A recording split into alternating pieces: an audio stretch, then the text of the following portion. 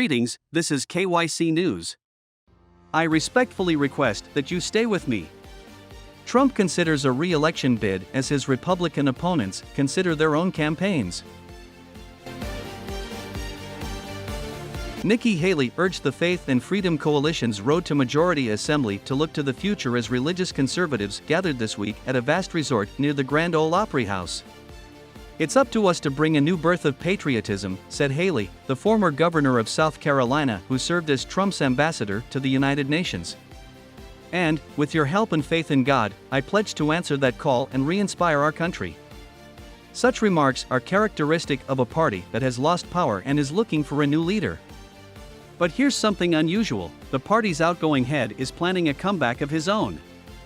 Trump will appear on the same stage on Friday, his first public appearance since a House committee probing the January 6 uprising began to expose his frantic attempts to stay in power by undermining American democracy. But, for the time being, the panel's distressing footage and harrowing evidence, which included allegations from Trump's intimate allies and family members, appear to have done little to dissuade him from running again. According to those familiar with the discussions, Trump is actively considering when he might formally launch his third presidential campaign. According to advisors and allies who believe Trump has not made a final decision, the argument is about whether to announce a campaign in the coming months or wait until after the November midterm elections, as is customary. Trump has spent the last year and a half attending rallies, giving speeches, and using his endorsements to take vengeance and further mold the Republican Party in his image. But some claim the former president, who is spending the summer at his Florida Mar-a-Lago property in Bedminster, New Jersey, is getting impatient. While Trump has enjoyed his role as a party kingmaker, with candidates practically begging for his endorsement and raising large sums of money at fundraisers in his ballrooms, he misses the days when he was actually king, especially as he watches Democratic Vice President Joe Biden struggle with low approval ratings and rising inflation. "I think a lot of Trump's future plans are directly based on Biden," said Brian Lanza, a GOP strategist and former Trump campaign official. "I think the more Biden continues to stumble on the world stage and on the domestic stage, people forget about the downside, the dark side of Trump's presidency. An announcement in the near future could make it more difficult for other Republicans to run for office. For example, Haley has stated that she will not run against Trump. However, there are concerns that announcing soon could hurt Republicans as they enter the closing stretch of a midterm congressional campaign that is trending in their favor. A Trump candidacy may bring together previously disgruntled Democratic voters, reigniting the enthusiasm that propelled the party to victory in the 2018 and 2020 elections. And, regardless of his decision, Trump's aura of inevitability, which he cultivated since leaving the White House, has been shattered. In recent months, some Republicans and their advisors have attempted to make it apparent that a Trump candidacy would have minimal impact on their own judgments. They include Trump's Vice President, Mike Pence, who has been praised by the January 6 committee for putting the country's interests ahead of his personal political interests.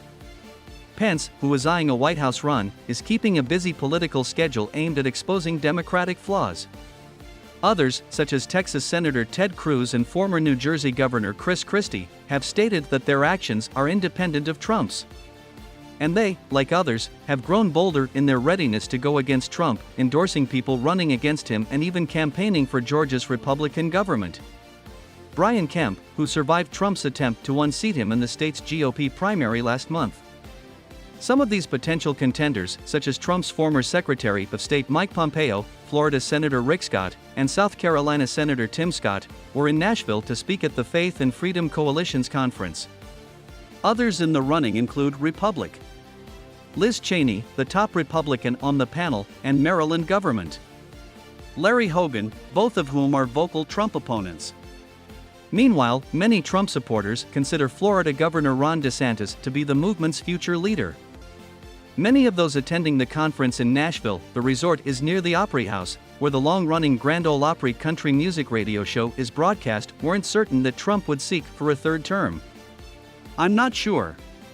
With me, the jury is still out," Jonathan Goodwin, a preacher and faith and freedom organizer in South Carolina, said. "I like him, but I believe he has shot himself in the foot far too often." While Goodwin admitted to having his own fears about the 2020 election, he stated he did not agree with Trump's handling of the problem. Whether it was rigged or not, he remarked, I think he should have bowed out graciously. Pam Roll, an Illinois conservative who wore a red Trump baseball cap and a Trump 2020 necklace to the conference on Friday, said she still supports Trump, but that she was increasingly finding herself in the minority among like-minded friends who had moved on, discarded their bumper stickers, and embraced DeSantis. They're like, get with the program, she says. Why aren't you voting for DeSantis, she inquired.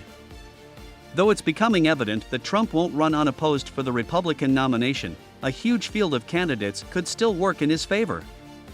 The situation is starting to resemble that of Trump's 2016 campaign, when he faced a vast and unwieldy field of opponents who split the anti-Trump vote. In a crowded field, Trump would win the Republican nomination even if he only received roughly 30% of GOP primary voters, as his favored candidates have done in many races. According to aides, Trump has been probing others around him for their opinions. Some in Trump's circle, like his former campaign advisor Jason Miller, have advised him to jump in sooner rather than later to gain a head start on constructing a campaign, freeze out competitors, and keep the spotlight on himself. Trump could also use an early effort to portray his rising legal problems as purely political attacks. A special grand jury has been appointed by an Atlanta district attorney to investigate his influence in the 2020 presidential race.